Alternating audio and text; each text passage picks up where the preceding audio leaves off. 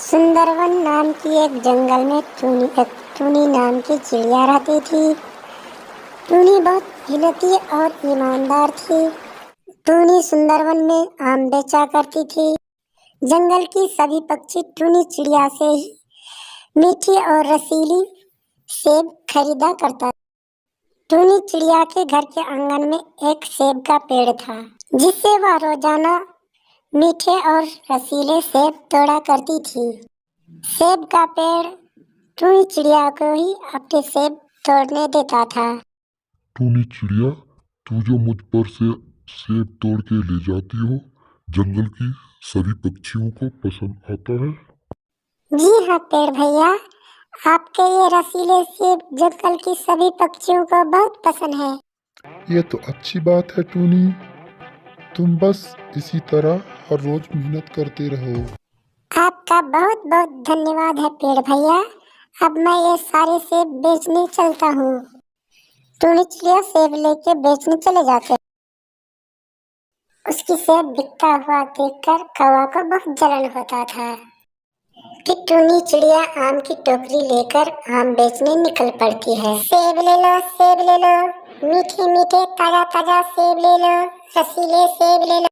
इतने में टूनी चिड़िया के पास हरी तोती आती है और कहती है, अरे बहन, सेब तो बाहर से बहुत अच्छे लगते हैं, अंदर से तो खराब नहीं है।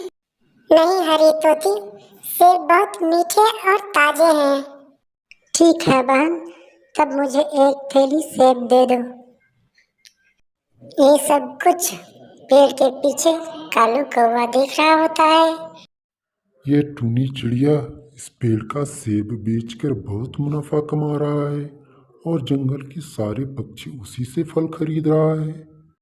मेरा फल का दुकान तो बंद ही रहता है, कोई पक्षी खरीदने नहीं आता है।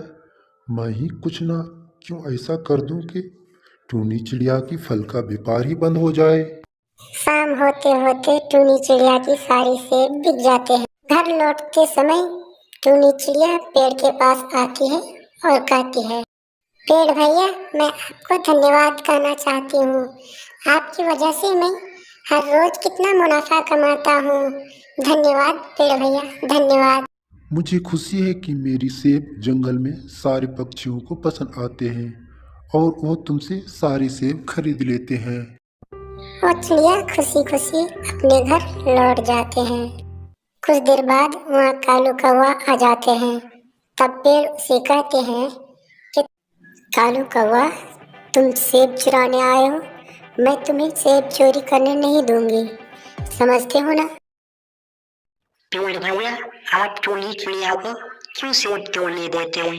वो हर रोज बहुत मुनाफा कमाती है, लेकिन इसमें तुम्हारा क्या फायदा? फिर कुछ देर पेड़ खामोश रहते हैं और सोचते हैं और कहते हैं, सही में क्या फायदा है, सच में इस सब में तो मेरा कोई फायदा नहीं। ठीक है, कल से मैं सेब तोड़ने नहीं दूंगी टूनी चिड़िया। पेड़ की बात सुन के कालू कौवा खुशी से चले जाते हैं। फिर दूसरे दिन टूनी चिड़िया सेब तोड़ने चले आते हैं। टूनी चिड़िया आते ही पेड़ टूनी चिड़िया को सेब तोड़ने से मना कर देते हैं। टूनी चिड़िया, अब तुम मेरे पेड़ से सेब मत तोड़ो। फिर टूनी चिड़िया कहती है, क्यों पेड़ भैया, क्यों सेब नहीं तोड़ेंगे? अब तुम जैसे छोटी चिड़िया को हम सेब अब नहीं देंगे। टूनी चिड़िया उदास होकर फिर अपना घर चले जाते हैं। दूर से एक लाल परी देखते हैं ये सब। देखने के बाद लाल परी कहता है, इस सेब की पेड़ में बहुत घमंड है, क्यों ना इसकी सेब ही गायब कर दूं। फिर लाल परी ने उस पर जादू किया और उसका सारा सेब गायब हो गया। हाय, मैंने क्या किया? मैंने घमंड किया, इसलिए मेरा सारा सेब गायब हो गया। फिर पेड़ ने टूनी चिड़िया से रो रो कर माफी मांगा और फिर टूनी चिड़िया ने माफ किया। फिर लाल परी ने ये सब देखा, पेड़ को फिर जादू से सेब लौटा दिया। मेरे प्यारे दोस्तों, घमंड नहीं करना चाहिए, घमंड का अंजाम बहुत बुरा होता है।